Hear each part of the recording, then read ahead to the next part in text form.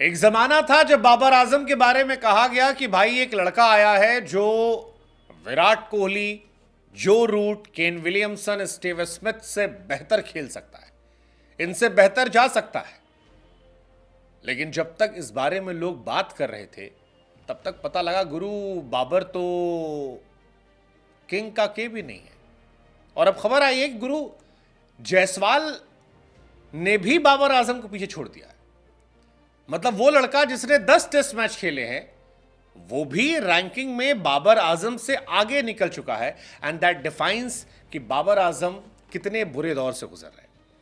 बाबर आजम को किंग कहने वाले अब कहने में कतरा रहे हैं, और ये कतराना बनता भी है क्योंकि जायसवाल जैसा नया लड़का भी अगर आपको पिछाड़ देता है तो फिर आप किंग का के नहीं है।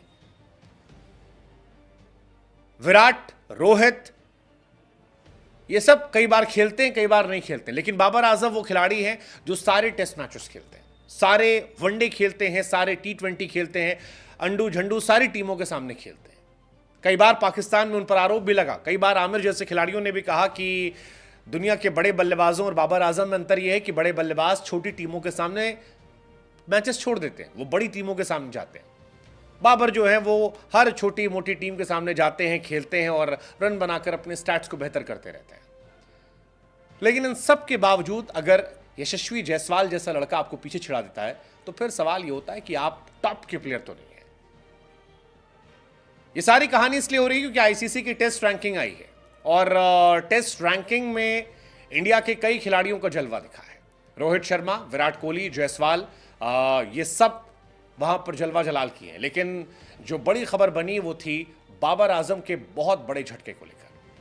बाबर आजम फिलहाल 9th रैंक पर पहुंच गए हैं। मतलब आप विराट कोहली से तुलना छोड़ दीजिए, आप रोहित शर्मा से तुलना छोड़ दीजिए, आप तुलना कीजिए जायसवाल से और जायसवाल भी इनसे आगे है। टीम इंडिया की तरफ से सबसे जबरदस्त जलवा जायसवाल से पहले रोहित शर्मा का है। रोहित 6 पर है। जायसवाल की बात की जाए तो वो चढ़कर 8 पर पहुंच गए हैं और बाबर जो है वो उनके बाद आ गए हैं।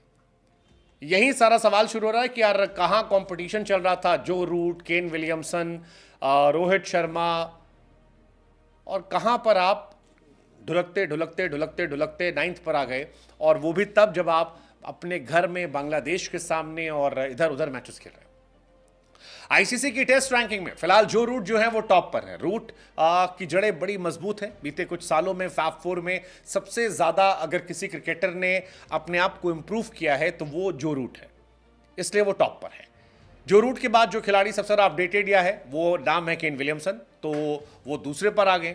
न्यूजीलैंड के ही डैरल मिशेल 3 पर है। हैरी ब्रूक इंग्लैंड से अपनी छलांग ऊपर लगा रहे हैं, वो फिलहाल 4th पर आ गए। स्टीव स्मिथ जो है उन्होंने 5वीं पोजीशन बना रखी है। रोहित शर्मा 6ठे पर आ गए। 7 पर जायसवाल है, 8 पर विराट है। अब सवाल यह है कि यार कहां विराट कोहली से कंपटीशन था, कहां रोहित शर्मा से कंपटीशन था, जो रूट से कंपटीशन था, केन विलियमसन से कंपटीशन था, स्टीव स्मिथ से कंपटीशन था। लेकिन इन सबको हटा दें तो बाबर आजम, हैरी ब्रूक और जायसवाल जैसे खिलाड़ियों के सामने भी एग्जिस्ट नहीं करते हैं। इसकी वजह भी है, पिछली 14 पारी में बाबर आजम ने एक भी अर्धशतक नहीं लगाया, चाहे वो ऑस्ट्रेलिया के सामने मैचेस हो या फिर बांग्लादेश के सामने मैच हो।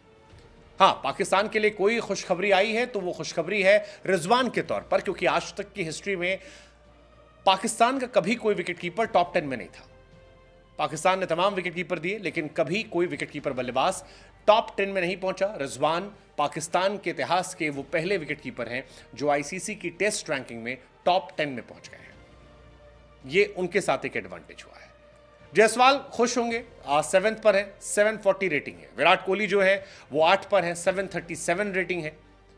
हालांकि विराट काफी ब्रेक लेकर रह चुके हैं। विराट और जायसवाल और रोहित जब बाकी मैचेस खेलेंगे तो शायद और ऊपर जा सकते हैं। लेकिन सबसे ज्यादा डिसअपॉइंटिंग बाबर आजम को लेकर है। बाबर आजम को लेकर किंग किंग किंग लोग कह रहे थे, और किंग का के जो है वो भी बाबर की परफॉर्मेंस में नहीं आता।